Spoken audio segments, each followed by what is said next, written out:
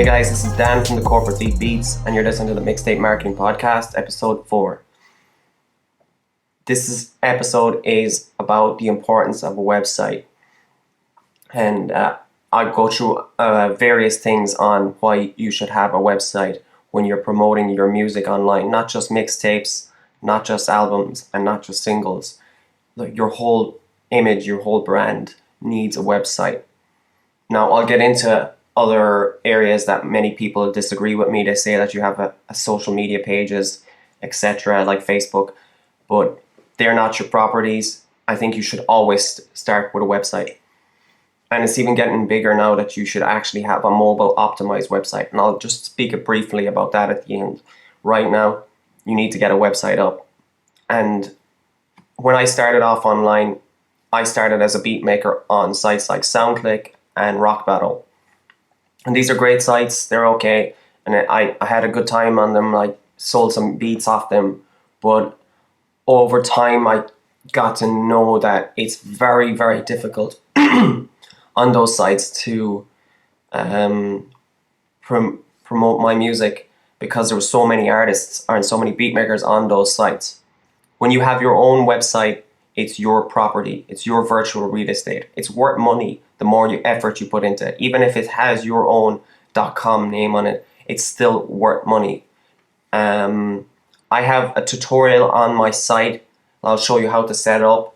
It's really cheap to set up a website today. If you can't afford to set up a website today for how cheap it is, it's like $9 a month.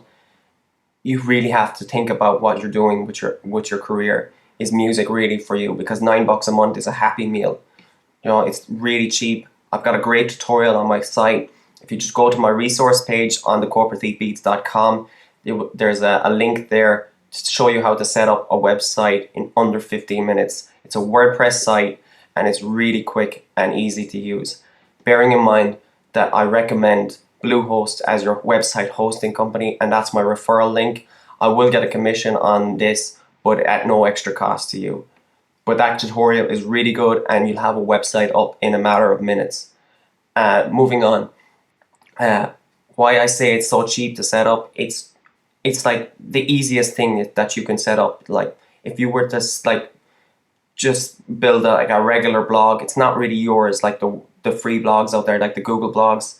You can't put ads on it. They have their control over it, and the design, it's not the best way to set up a site. I think WordPress is the easiest one. There's tons of tutorials out there, even one's better than my tutorial, but that tutorial will show you how to get started. Obviously, if you want to take it to the next step and go crazy with the design, work away. You do not need coding experience to do this. When I first started off online, I freaked out about coding. Now I know how to use coding, but that was just my own ability to learn code. You do not need it. A lot of this WordPress stuff is just set up or copy and paste. It's a lot of copy and paste. It's really easy to do. If you can put a mixtape up in Daft, or if you can put anything up on Facebook, you're well able to use a WordPress site. It's that easy. I mean, there's tons of tutorials out there if you ever get stuck on anything. YouTube is a great resource. Use it. It's a free education. I've learned everything I know about website design and everything like that from just watching YouTube videos, and even beat making. So use free resources like YouTube to show you how to do this stuff. With a website, you can design it to your own specifications. Branding is one of the biggest things that you get from a website. It keeps the focus on you, the artist. If you set up a mixtape on a site like DatPiff, or if you set up a site or a mixtape on like Hot New Hip Hop, there are so many things on those websites that people will just forget about you. And plus, they're dominated by major industry artists.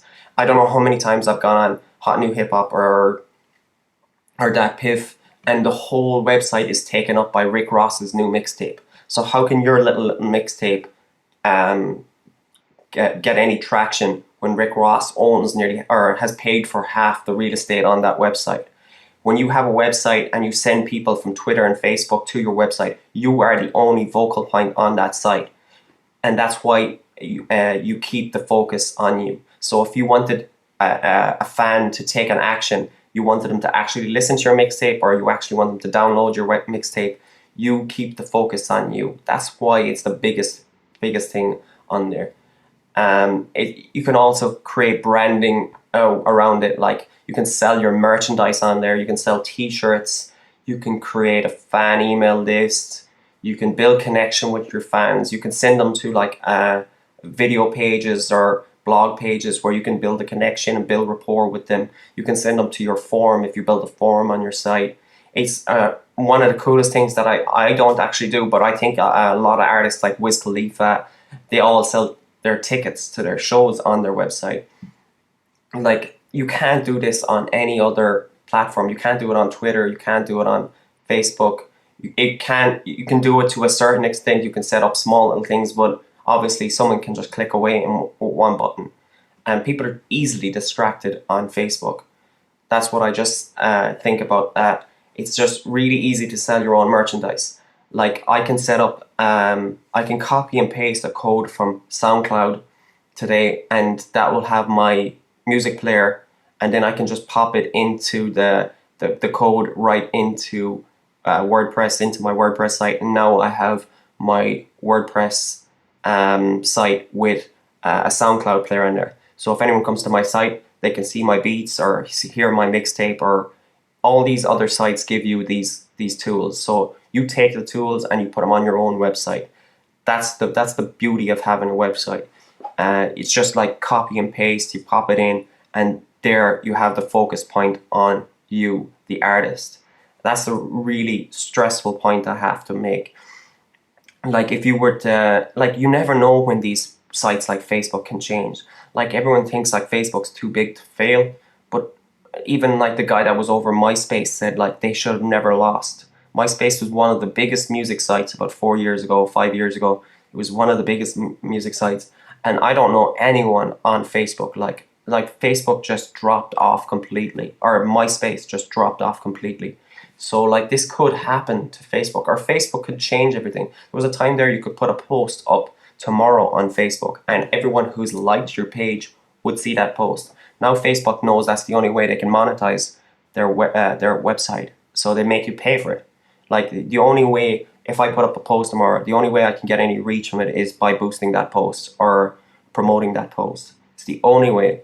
So it doesn't matter how many likes I build. If I build 20,000 likes or 10,000 likes, the only way I can get all those people to see it in their feed is by paying for it. And that's why I just really stress that you should not rely on a place that you don't own. You wouldn't build a house on rented property. Do you know what I mean? If you rented a piece of land, you wouldn't build a house on it because that land does not belong to you. Why would you do it online? It's just one of the easiest ways to create branding as well. Like, do you know what I mean? You can sell your own t-shirts and stuff like that. It's just one way that fans can just stay, and they know where to go for you. They can go to yoursite.com or the Corporatethiefbeats.com. They don't go to, like, let's say if I was a beat maker now, or when the fact that I'm a beat maker and I once had a rock battle page, I still do, but I don't use it that much anymore. I tend to put all my time into my own property, which is the Corporatethiefbeats.com.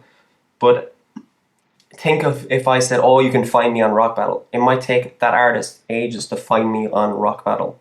Or they might find 10 beat makers that are better than me. Do you know what I mean? That's the reason why I wouldn't send any of my fans to Rock Battle. I send them only to my site now. And I think there's no difference if you're promoting your mixtapes. Why would you send them to Daft Paper? Why would you send them to Hot New Hip Hop? If you put all that effort, you see people on Twitter all day or on Facebook all day, and they're just like, download my mixtape. And it's just crazy the way they put so much time into promoting to a site that they don't own. And it's just, I just really wish to help them. And anyone that's listening to this, you really need to start a site today.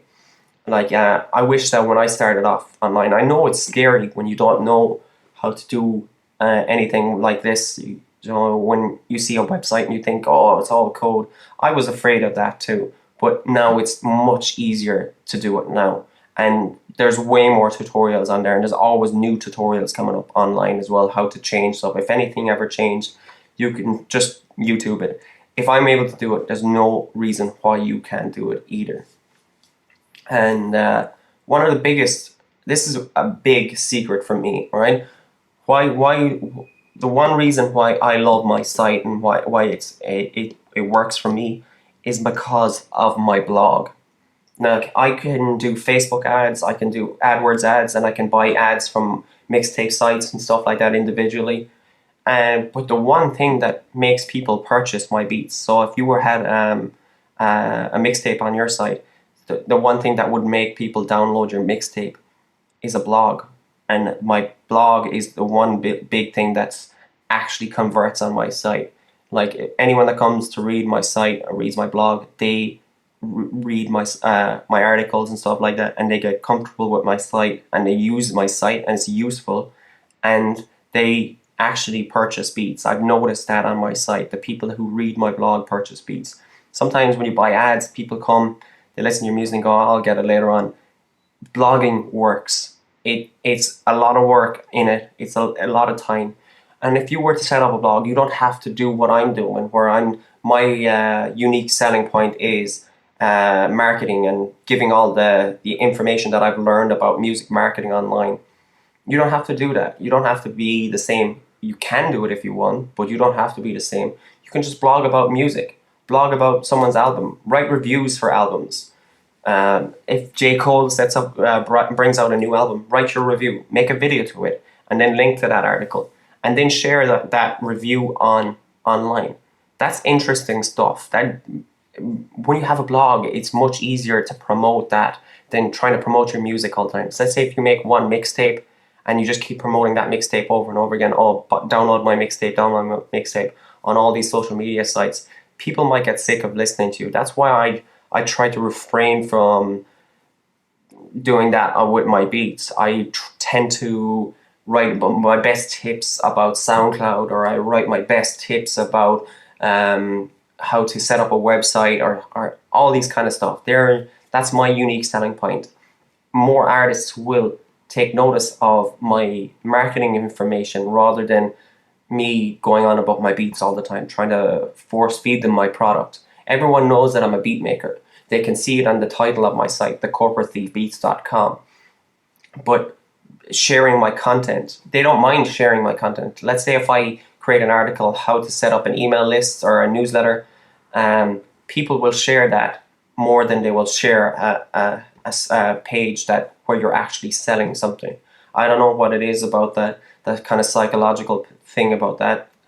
They tend to share content. So if you create blog reviews, like I said, or if you write about your own music, or the process of you writing your own music, or you in the studio, or writing about the producer who worked with, or writing about your last show and how it went, this is great stuff to write about. And you should be doing it all the time, every week. Write something every week. I know it can be hard, and sometimes you might get stuck. I get writer's block from time to time. But you kind of have to just sit yourself down.